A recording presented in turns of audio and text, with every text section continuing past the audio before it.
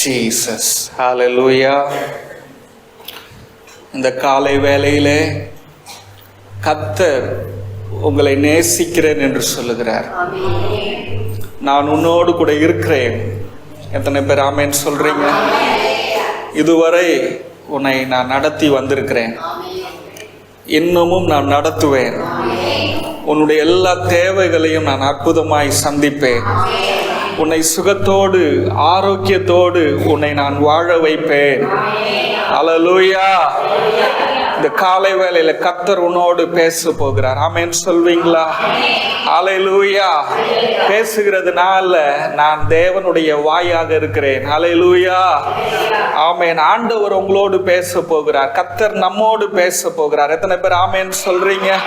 அல்லேலூயா. ஆமென். எசேக்கியேல் 34 அதிகாரம் 26வது வசனம். நான் அவர்களையும் என் மேட்டின் சுற்றுப்புறங்களையும் ஆசீர்வாதமாக்கி ஏற்ற காலத்திலே மழையை பெய்ய பண்ணுவேன். ஆசீர்வாதமான மழை பெய்யும். சொல்லுங்க பார்க்கலாம். என் வாழ்க்கையில, தலையில கை வச்சு சொல்லுங்க, என் வாழ்க்கையில ஆசீர்வாதமான மழை பெய்யும். ஆசீர்வாதமான மழை என் வாழ்க்கையிலே பெய்ந்து முடித்து விட்டது. ஆமா, இந்த ஆசீர்வாதமான மழை அப்படின்னா என்னன்னா இயேசு கிறிஸ்துவை குறிக்கிறது. ஆசீர்வாதமான மழைனா என்னங்க? இயேசு. அதாவது ஆசீர்வாதமான மழை அப்படின்றது இயேசு இல்லை, இயேசுதான் ஆசீர்வாத மழையாக ஒரு அடையாளமாக இருக்கிறார். ஆமென் சொல்வீங்களா? ஆண்டவருக்கு பல விதத்தில் அவரை நாம் வேதம் உச்சரிக்கிறது, சொல்லுகிறது. அதில் ஒன்று, நாம் ஆராதிக்கிற இயேசு நமக்கு ஆசீர்வாதமான மழையாக இருக்கிறார். ஓசியா 6 அதிகாரம் 3வது வசனம். அப்பொழுது நாம் அறிவடைந்து அவரை அறியும்படி தொடர்ந்து போவோம். அவருடைய புறப்படுதல் அருணோதயம் போல ஆயத்தமாய் இருக்கிறது. அவர் மழையை போலவும் பூமியின் மேல் பேயும் முன்மாறி பின்மாறியை போலவும் நம்மிடத்தில் வருவார். பாருங்க, ஏசப்பா எப்படி இருக்கிறாருங்க? அவர் முன்மாறியும் பின்மாறியை போல அவர் நமக்குள் வந்துவிட்டார். சொல்லுங்க பார்க்கலாம். அவர் முன்மாறியாகவும் பின்மாறியாகவும் அவர் நமக்குள் வந்துவிட்டார். முன்மாறி அப்படின்னு சொன்னா இயேசு நமக்குள்ளே முன்மாறியாக அவர் ஏற்கனவே அவர் உங்களுக்குள் வந்துவிட்டார். அப்படின்னா உங்களுடைய வாழ்க்கையில நீங்கள் இவைகளெல்லாம் வர வேண்டும் என்று சொல்லி என்னென்ன வேலைகள் எல்லாம் நீங்கள் செய்திருக்கிறீர்களோ அந்த வேலைகளை எல்லாம் செழிப்பாக விளைய செய்வது முன்மாறி மழை. விதையை நல்ல விளைச்சலுள்ள ஒன்றாக மாற்றுவது முன்மாறி மழை. பின்மாறி மழை நல்ல விளைச்சல் பலன் வந்திருக்குது, அதை சரியா அறுவடைக்கு ஏற்றது போல மனிதனுக்கு தேவையான அந்த பயனடைவதற்கு, முதிர்ச்சி அடைவதற்கு பின்மாறி மழையை ஆண்டவர் தருகிறார். ஆண்டவர் என்ன சொல்றாருன்னா, நான் ஆசீர்வாதமான மழையாக உன்னுடைய வாழ்க்கையில நான் இருக்கிறேன், முன்மாறி மழையாகவும் பின்மாறி மழையாகவும் இருக்கிறேன். உனக்கான எல்லாவற்றையும் விளைய செய்து உருவாக்கி தருகிற நல்ல ஆசீர்வாத மழையாக ஒரு அப்பாவாக நான் உன் கூட இருக்கிறேன் என்று ஆண்டவர் சொல்லுகிறார். அல்லேலூயா. ஆசீர்வாத மழை என்றால் இயேசுவை குறிக்கும். இயேசு நமக்கு சொல்ல விரும்புகிறது என்னவென்றால், தேவன் நம்மேலே மழையாக வந்திருக்கிறார். அவர் நம்மோடு கூட இருக்கிறார். எல்லாவற்றையும், நன்மையானவைகளை ஆசீர்வாதமானவைகளை விளைய செய்து கொடுக்கிற ஒரு ஆசீர்வாதமான மழையாக ஆண்டவர் நம்முடைய வாழ்க்கையில் இருக்கிறார். ஹல்லேலூயா. பாருங்க, ஆசீர்வாதமான மழை என்பது அளவோடு பெய்யக்கூடிய ஒரு மழையாக இருக்கிறது. அது உங்களுடைய வாழ்க்கையில அழிவை கொண்டு வராது. ஆமென். பாருங்க, இந்த பூமியில பெய்கிற மழைகள் அது அழிவை கொண்டு வருகிறது, இழப்புகளை கொண்டு வருகிறது, மனிதர்களுடைய உயிரை சூறையாடுகிறது. ஆனால் இயேசு உன் மேல ஆசீர்வாதமான மழையா இருக்கிறாரு. ஆகையினால உன் வாழ்க்கையில இழப்பு வராது, லாபங்கள் வரும், ஆசீர்வாதங்கள் வரும், செழிப்பு வரும், சுகம் வரும், உனக்கு எல்லாம் உன்னை தேடி வரும். அது உன் வாழ்க்கையில அழிவை கொண்டு வராது. அல்லேலூயா. பாருங்க, வெள்ளம் அப்படின்னு சொல்லும் போது தமிழ்லையும் வெள்ளம் அப்படின்னு சொல்றாங்க, மலையாளத்திலையும் வெள்ளம் சொல்றாங்க. தமிழ்ல சொல்ற வெள்ளம், மழை வெள்ளம், அந்த வெள்ளம் அப்படின்னா அழிவு வந்துருச்சு, பெரிய இழப்பு வந்துருச்சு, ஜனங்கள்லாம் நடுத்தருல வந்துட்டாங்க, வீட்டுக்குள்ள எல்லாம் தண்ணி பூந்துருச்சு, வெள்ளம். மலையாளத்துல சொல்ற வெள்ளம்னா தெரியுமா, குடிக்கிற தண்ணிக்கு வெள்ளம் அப்படின்னு சொல்லுவாங்க. ஆமா, ஆண்டவர் உங்களுக்கு தமிழ்நாட்டினுடைய தமிழ் வெள்ளத்தை உங்களுக்கு தரவில்லை, கேரளா நாட்டினுடைய மலையாள வெள்ளத்தை உங்களுக்கு தருகிறார். அவருடைய ஆசீர்வாதமான மழை உனக்கு நல்ல குடிக்கிற தண்ணீராக, அது ஆரோக்கியத்தை கொண்டு வருகிற தண்ணீராக, செழிப்பை கொண்டு வருகிற தண்ணீராக, உன்னை நீதிமானாக்குகிற தண்ணீராக, உன்னை பரிசுத்தவானாய் மாற்றுகிற தண்ணீராக அது இருக்கிறது. கைகளை தட்டி ஆண்டவருக்கு நன்றி சொல்லுங்க. ஆமென். எப்போ ஆசீர்வாதமான மழை பொழியும் என்றால், ஏற்ற காலத்தில் ஆசீர்வாதமான மழை பொழியும். ஆமென். ஏற்ற காலம்னா நீங்க என்ன நினைக்கிறீங்க? ஏற்ற காலம்னா ஆண்டவர் எப்போ அந்த மழையை கொடுப்பாருன்னு தெரியல, அவர் கொடுக்குற வரைக்கும் நம்ம காத்திருக்கணும் அப்படின்ற எண்ணம் தான் உங்க மண்டையில ஓடும் இல்லையா? ஏற்ற காலத்தில் ஆசீர்வாதமான மழையை தருவார்னா, உனக்கு எந்தெந்த நேரத்திலெல்லாம் உனக்கு அற்புதம் வேணும், உன் வாழ்க்கையில் நன்மை நடக்கணுமோ அந்த நேரத்துல எல்லாம் உனக்கு அவர் ஆசீர்வாத மழையாக உன்னோடு இருப்பார். அப்போ ஆசீர்வாதமான மழை எப்போ பெய்யும் அப்படின்னா, ஏற்ற காலத்துல பெய்யும். உனக்கு தேவைப்படும் பொழுதெல்லாம் உன்னுடைய வாழ்க்கையில அவர் இருந்து உனக்கு செழிப்பையும், உனக்கு ஆரோக்கியத்தையும், ஆசீர்வாதத்தையும் உன்னுடைய வாழ்க்கையில உருவாக்கி கொடுக்கிற ஆசீர்வாத மழையாக அன்பு தகப்பன் இயேசப்பா ஆவியானவர் உன்னோடு இருக்கிறார். ஹல்லேலூயா. அது உன்னுடைய வாழ்க்கையில அந்த ஆசீர்வாதமான மழை எந்த இடத்துல பெய்கிறது என்றால், மேட்டின் சுற்றுப்புறங்களை ஆசீர்வாதமாக்குகிறது. பாருங்க, மழை பெஞ்சிச்சுன்னா மழை தண்ணி எல்லாமே பள்ளமான இடத்துக்கு தான் ஓடும். மழை பெஞ்சிச்சுன்னா அதிகமான ஆசீர்வாதம் பள்ளத்தாக்கில் இருக்கிறவங்களுக்கு தான் அதிகமான ஆசீர்வாதம், இழப்பும் அவங்களுக்கு தான் அதிகமாக இருக்கும். மேடில் இருக்கிறவங்களுக்கு மழை தண்ணி நிற்காது. அது மட்டும் இல்லை, அந்த தண்ணி மழை பெய்யறது கீழே இறங்கிடும். ஆண்டவர் சொல்றாரு, உன்னுடைய வாழ்க்கையில் ஆசீர்வாதம் தங்க முடியாத அளவிற்கு ஓடுது, நிற்க மாட்டேங்குது. ஏன்னா மேடா இருக்குது, மேட்டின் அதன் சுற்றுப்புறங்களில் மேடான இருக்குதா. ஆனால் நான் கொடுக்கிற, நான் உன்னுடைய வாழ்க்கையில் ஆசீர்வாதமான மழையாக இருக்கிறேன். அது எங்கெல்லாம் தண்ணி நிற்காதுன்னு சொல்றீங்களோ அந்த இடத்துல எல்லாம் மேட்டுல எல்லாம் தண்ணி நிற்கும். அந்த மேட்டுல எல்லாம் தண்ணி இல்லாதது வறண்டதுன்னு சொல்ற இடத்துல எல்லாம் என்னுடைய ஆசீர்வாதமான மழை, நான் ஆசீர்வாதமான மழையா உன்னோடு இருந்து உன்னுடைய வறண்ட நிலத்துல, வறண்ட உன்னுடைய வாழ்க்கையில, விடாய்த்த உன்னுடைய வாழ்க்கையில, மேடு போல இருக்கிற உன்னுடைய வாழ்க்கையில நான் செழிப்பை கட்டளையிடுவேன், ஆசீர்வாதத்தை கட்டளையிடுவேன், நன்மையை கட்டளையிடுவேன். ஹல்லேலூயா. கைகளை தட்டி ஆண்டவருக்கு நன்றி சொல்லுவோமா? ஹல்லேலூயா, ஹல்லேலூயா, ஹல்லேலூயா. ஆண்டவர் சொல்றாரு, ஆசீர்வாதமான மழை. அது இயேசுவை குறிக்கிறது. ஏசாயா 32ஆம் அதிகாரம் 15வது வசனத்துல, உன்னதத்திலிருந்து நம்மேல் ஆவி ஊற்றப்படும் மட்டும் அப்படியே இருக்கும்.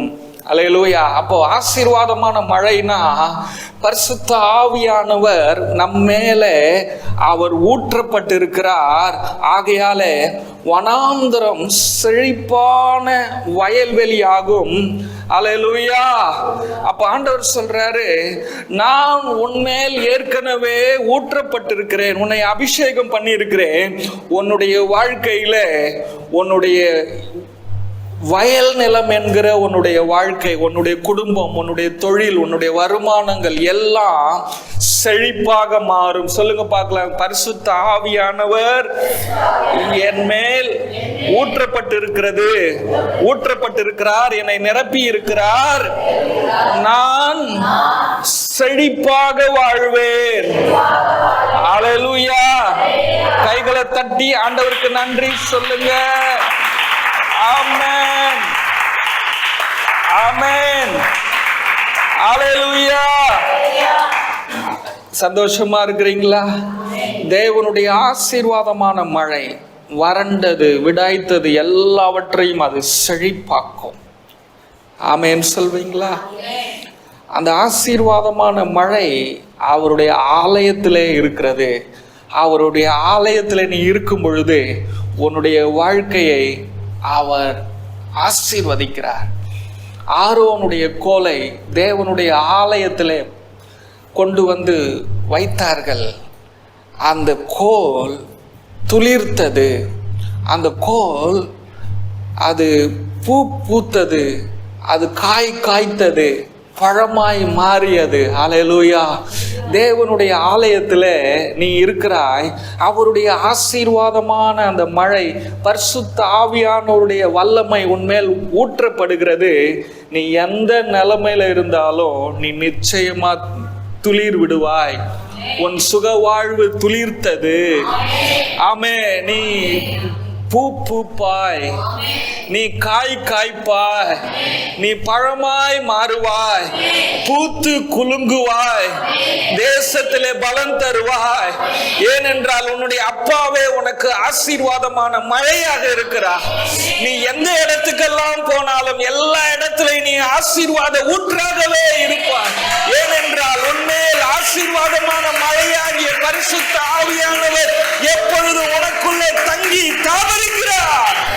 ஹல்லேலூயா, ஹல்லேலூயா, ஆமென். ஆசீர்வாதமான மழை என்றால் இயேசுவை குறிக்கிறது. இயேசு நமக்கு சொல்ல விரும்பும் வார்த்தை. ஆசீர்வாதமான மழையாகிய இயேசு நமக்கு சொல்ல விரும்புகிற முதல் செய்தி என்ன தெரியுமா? அந்த ஆசீர்வாதமான மழை என்றால் அது கிருபையும் சத்தியமும் நிறைந்ததாக இருக்கிறது. முதலாவது, அந்த ஆசீர்வாதமான மழை உன்னுடைய வாழ்க்கையில கிருபையும் சத்தியமாக நிறைந்து உன்னுடைய ஆவிக்குரிய வாழ்க்கையை அது ஆசீர்வதிக்கிறது. உபாகமம் 32ஆம் அதிகாரம் 2வது வசனம், மழையானது இளம் பயிரின் மேல் பொழிவது போல என் உபதேசம் பொழியும், என் வசனம் இறங்கும். சொல்லுங்க பார்க்கலாம். மழையானது இளம் பயிரில் பொழிவது போல என் உபதேசம் உங்கள் மேல் பொழியும், என் வசனம் உங்கள் மேல் இறங்கும். அல்லேலூயா. அவருடைய கிருபையும் சத்தியமுமான அவருடைய வசனங்கள், அவருடைய வார்த்தைகள், வாக்குத்தத்தங்கள், தீர்க்க தரிசனமான வசனங்கள் மழையை போல உபதேசமாக உன்மேல் பொழியும். அல்லேலூயா. அது உன்னை மேல பொழிஞ்சு முதல்ல உன்னை உன் வாழ்க்கையில ஆவிக்குரிய வாழ்க்கையை கட்டும். உன்னுடைய ஆவிக்குரிய வாழ்க்கையை அது நல்ல ஸ்ட்ரெங்தன் பண்ணும். ஆமென் சொல்வீங்களா? ஆமென். நியாயப்பிரமாணம் மோசேயின் மூலமாய் கொடுக்கப்பட்டது. கிருபையும் சத்தியமும் இயேசு கிறிஸ்துவின் மூலமாக கொடுக்கப்பட்டிருக்கிறது. அல்லேலூயா. இயேசுவே ஆசீர்வாதமான மழையாக இருக்கிறார். அவர் உன்னுடைய வாழ்க்கையில கிருபையையும் சத்தியத்தையும் கொண்டு வந்து உன்னை அவர் நீதிமானாய் மாற்றி இருக்கிறார். உன்னை பரிசுத்தவானாய் மாற்றி இருக்கிறார். உன்னுடைய கிரியைகளினால் அல்ல, உன்னுடைய உபவாசத்தினால் அல்ல, உன்னுடைய ஜபத்தினால் அல்ல, அவருடைய மரணத்தின் மூலமாக, அவருடைய ரத்தத்தின் மூலமாக, அவருடைய சரீரத்தின் மூலமாக, அவருடைய வசனத்தின் மூலமாக, ஆசீர்வாதமான அந்த மழையின் மூலமாக உன்னை நீதிமானாக பரிசுத்தவானாக அவர் மாற்றி இருக்கிறார். அவருடைய வசனம் உன்மேல் இறங்குவதற்கு, உன்னுடைய உள்ளத்துக்குள்ளே இறங்குவதற்கு, உன் ஆவியில இறங்குவதற்கு, உன் ஆத்துமாவில சரீரத்தில் இறங்கி உன்னை நிரப்புவதற்கு நீ விட்டு கொடுப்பாயானால் உன்னை அவர் ஆவிக்குரிய வாழ்க்கையில உன்னை வல்லவனாக அவர் மாற்ற போதுமானவராக இருக்கிறார். ஏசாயா 45 அதிகாரம் 8வது வசனம் சொல்லுகிறது, வானங்களே உயரே இருந்து சொரியுங்கள். அப்படின்னா மழையே, வானத்தில் இருக்கிற மழையே நீ மழையாக பேய் என்று சொல்லுகிறார். அப்ப பாருங்க, அதுக்கு அடுத்தது, ஆகாய மண்டலங்கள் நீதியை பொழிய கடவது, பூமி திறவுண்டு ரட்சிப்பின் கனிகளை தந்து நீதியும் கூட விளைவதாக. ஆண்டவர் சொல்றாரு, அவருடைய ஆசீர்வாதமான மழையை உங்களுடைய வாழ்க்கையில பேய செய்து உங்களுடைய வாழ்க்கையில நீதியை விளைய பண்ணுகிறார். அல்லேலூயா. உங்களை நீதிமானாக மாற்றுகிறார். உங்களுடைய வாழ்க்கையில ரட்சிப்பை கொடுத்து ரட்சிப்பின் கனிகளை கொடுக்க உங்களை அவருடைய ஆசீர்வாதமான மழை உங்கள் மேல் பெய்கிறது. ஆசீர்வாதமான மழை உங்க மேல பெய்யறதுனால உங்க வாழ்க்கையில நடக்கிற ரிசல்ட், பிரதிபலன் என்ன அப்படின்னா, உங்களை நீதிமானாய் மாற்றுகிறது. உங்கள் மேல் ரட்சிப்பை கொடுத்து ரட்சிப்பின் கனிகளை, ஆவியின் கனிகளை கொடுக்க வைக்கிறது. ஹல்லேலூயா. 2 சாமுவேல் 23 அதிகாரம் 2வது வசனத்துல பாத்தீங்கன்னா, கர்த்தருடைய ஆவியானவர் என்னை கொண்டு பேசினார், அவருடைய வசனம் என் நாவில் இருந்தது. 4வது வசனம் அங்கு சொல்லப்படுகிறது, அவர் காலையில் மந்தாரம் இல்லாமல் உதித்து மழைக்கு பிற்பாடு தன் காந்தியினால் புல்லை பூமியின் மேல் முளைக்க பண்ணுகிற சூரியன். இயேசு அவர் சூரியனாக இருக்கிறார், அவர் மழையாக இருக்கிறார், அவர் பூமியிலே அவர் புல்லை முளைக்க பண்ணுகிறார். அப்படின்னா உன்னுடைய வாழ்க்கையில ஆசீர்வாதங்களை முளைக்க பண்ணுகிறார். அல்லேலூயா. இந்த ஆவிக்குரிய வாழ்க்கையில உன்னுடைய வாழ்க்கையில அவர் அந்த ஆசீர்வாதமான அந்த மழையை பெய்ய பண்ணும்போது என்ன உன் வாழ்க்கையில நடக்குது அப்படின்னு சொன்னா, 5வது வசனம் சொல்லுகிறது, என்னுடைய வீடு தேவனிடத்துல இப்படி இராதோ. அவன் ஆவிக்குரிய வாழ்க்கையில என்னுடைய வீடு இப்படியெல்லாம் இருக்க வேண்டும் என்று தாவீது விரும்புகிறார். ஆண்டவரே, என் வீடு ஆவிக்குரிய வாழ்க்கையில பரிசுத்தமா, நீதிமானா, ஆமென். ஆண்டவரே, நல்லா ஜெபிக்கிற வீடா, ஆண்டவரே உமக்கு பிரியமான வீடா, உண்மையுள்ள வீடா என் வீடு இருக்கணும் என்று அவர் வாஞ்சித்தார். என்னுடைய வீடு தேவனிடத்தில் இப்படி இராதோ. கேள்விக்குறி, இப்படி இராதோ. இந்த காலை வேளையில கர்த்தருடைய பிள்ளையே, என்னுடைய மகன் ரட்சிக்கப்பட மாட்டானா? என்னுடைய மகன் கர்த்தருக்காக ஊழியம் செய்ய மாட்டானா? என்னுடைய கணவர் கர்த்தருக்காக ஊழியம் செய்ய மாட்டாரா? என் குடும்பம் ஆண்டவருக்காக எழும்பி பிரகாசிக்காதா என்று ஒருவேளை நீ விரும்பினால், அந்த ஆசீர்வாதமான மழை உன்னுடைய ஆவிக்குரிய ஏக்கத்தை எல்லாம் நிறைவேற்றும். என்னுடைய வீடு தேவனிடத்திலே இப்படி இராதோ. சகலமும் திட்டம் பண்ணி இருக்கிற நிச்சயமான நித்திய உடன்படிக்கையை என்னுடன் அவர் செய்திருக்கிறார். தாவீது சொல்றாரு, என்னுடைய வீட்டுக்கு தேவையான சகல ஆவிக்குரிய காரியங்களும் தேவன் சகலத்தையும் அவர் உடன்படிக்கை பண்ணி வைத்திருக்கிறார். திட்டமிட்டு உடன்படிக்கை செய்து வைத்திருக்கிறார்.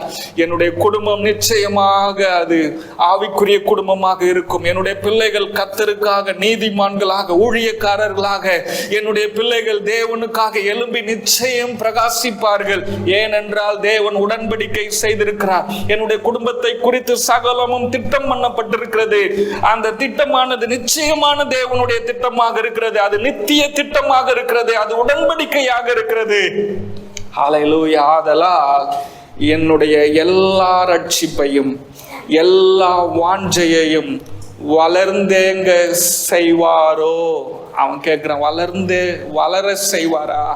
என்னுடைய வாஞ்சைகள், என்னுடைய குடும்பத்தின் குறித்ததான ரட்சிப்பின் திட்டங்கள், என்னுடைய இதயத்தின் வாஞ்சைகள், ஆவிக்குரிய வாஞ்சைகள் எல்லாவற்றையும் தேவன் வளர செய்வாரா? காலை வேளையில தேவனுடைய ஆசீர்வாதமான அந்த மழை உன்னுடைய ஆவிக்குரிய வாழ்க்கையை ஆண்டவருக்காக எழும்பி பிரகாசிக்க வேண்டும், ஆண்டவருக்காக பயன்பட வேண்டும், ஜெபிக்க வேணும், கர்த்தருக்கு ஊழியம் செய்ய வேணும், ஆத்தும ஆதாயம் பண்ண வேண்டும் என்று நீ வாஞ்சிக்கிறாயே, விரும்புகிறாயே, உன்னுடைய எல்லா ஆசைகளையும் ஆண்டவர் வளர செய்வார். அந்த ஆசீர்வாதமான மழை ஏசப்பா, அவரே உனக்கு ஆசீர்வாதமான மழையாக இருந்து உன்னுடைய குடும்பத்தை ஆவிக்குரிய விதத்தில் ஜொலிக்க பண்ணுவார். உன்னுடைய குடும்பத்தை கர்த்தர் பயன்படுத்துவார். கைகளை தட்டி ஆண்டவருக்கு நன்றி சொல்வீர்களா? Thank you Lord. நன்றி நன்றி நன்றி நன்றி. ஹல்லேலூயா. எபேசியர் 1 அதிகாரம் 3வது வசனம். எபேசியர் 1 அதிகாரம் 3வது வசனம் சொல்லுகிறது, அவர் கிறிஸ்துவுக்குள் உன்னதங்களில் ஆவிக்குரிய சகல ஆசீர்வாதங்களினாலும் நம்மை ஆசீர்வதித்திருக்கிறார். அல்லேலூயா.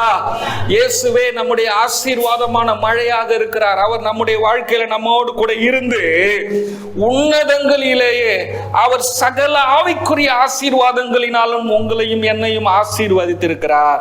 ஆசீர்வதித்து முடித்து விட்டார். கைகளை தட்டி ஆண்டவருக்கு நன்றி சொல்வீர்களா? ஹல்லேலூயா, ஹல்லேலூயா, ஹல்லேலூயா, ஹல்லேலூயா. ஆமென். முதல் குறிப்பு என்னங்க? அவருடைய ஆசீர்வாதமான மழை நமக்கு சொல்ல விரும்புகிற செய்தி என்னன்னா, அந்த ஆசீர்வாதமான மழை கிருபையும் சத்தியமுமாக இருந்து நம்முடைய ஆவிக்குரிய விருப்பங்களை எல்லாம் நிறைவேற்றுகிறது. உங்களுடைய குடும்பத்தை ஆவிக்குரிய விதத்திலே வளர செய்கிறது. கர்த்தருக்காக உங்களை பயன்பட செய்கிறது.